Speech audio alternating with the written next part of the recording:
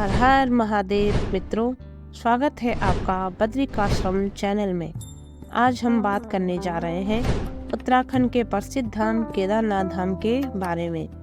मित्रों, हिंदू धर्म में हिमालय की गोद में बसा केदारनाथ धाम को 12 ज्योतिर्लिंग में से एक माना जाता है। हिंदू पुराणों में करीब साल के 6 महीने हिम से ढके रहने वाले इस पवित्र धाम को भगवान शिव का निवास स्थान बताया जाता है। ऐसी मान्यता है कि यहाँ भगवान शिव त्रिकोण शिवलिंग के रूप में हर समय विराजमान रहते हैं। केदारनाथ धाम के बारे में मान्यता यह भी है कि पौराणिक ग्रंथों में इस धाम से जुड़ी कथाओं का वर्णन मिलता है, परंतु आज हम आपको महाभारत में इस धाम से जुड़ी एक कथा के बारे में बताने जा रहे हैं, जिसमें यह मान्यता है कि यहाँ भगवान शिव ने पांडवों को साक्षात दर्शन दिए थे, जिसके बाद पांडवों ने यहाँ इस धाम को स्थापित किया था। तो मित्रों, आइए जानते हैं कि केदारनाथ धाम का क्या इतिहास है। तो चलिए शुरू करते हैं। महाभारत के भीषण युद्ध के बारे में भला कौन नहीं जानता है। इस युद्ध में कौरव और पांडवों के बीच में हुए युद्ध ने कुरुक्षेत्र की भूमि को रक्त से लाल कर दिया था।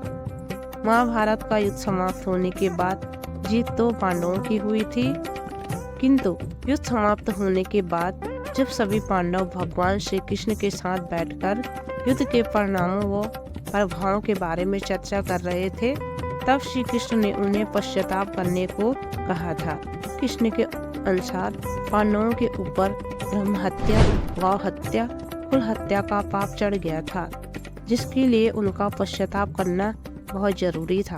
जब पांडवों ने श्री कृष्ण से इसका उपाय पूछा तो श्री कृष्ण ने बताया कि इन पापों से तुम्हें भगवान शिव भी मुक्ति दिला सकते हैं।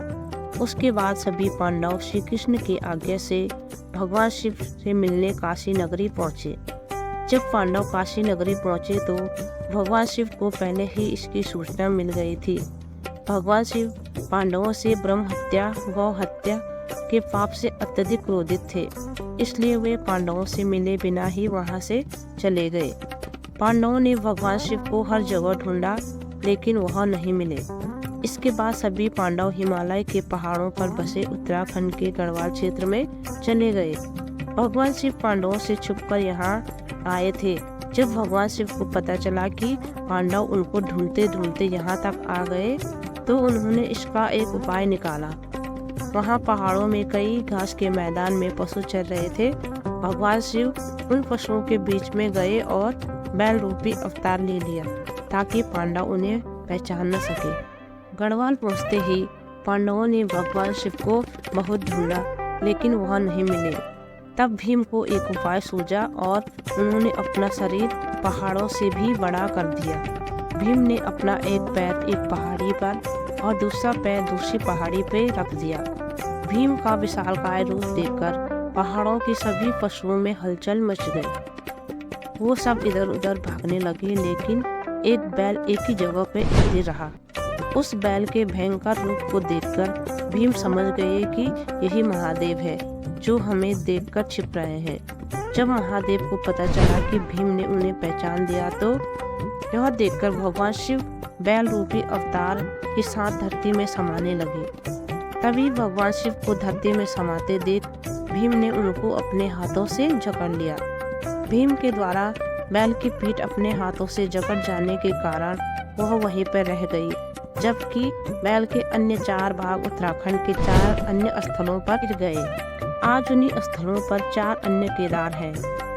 इनमें से भगवान शिव के बैल रूपी अवतार का मुख रुद्रनाथ में तथा भुजाएं तुंगनाथ में और नाभि मधमेश्वर धाम में व जटाएं कल्पेश्वर महादेव में प्रकट हुई। इन्हीं 5 जगहों को पंचकेदार कहा जाता है।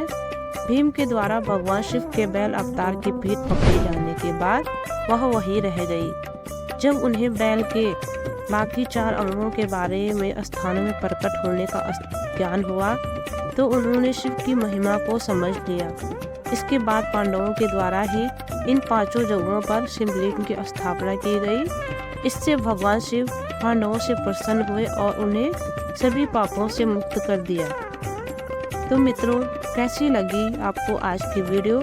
अगर वीडियो पसंद आई तो लाइक शेयर सब्सक्राइब करना ना भूलें और कमेंट में हर हर महादेव लिखना ना भूलें। हर हर महादेव।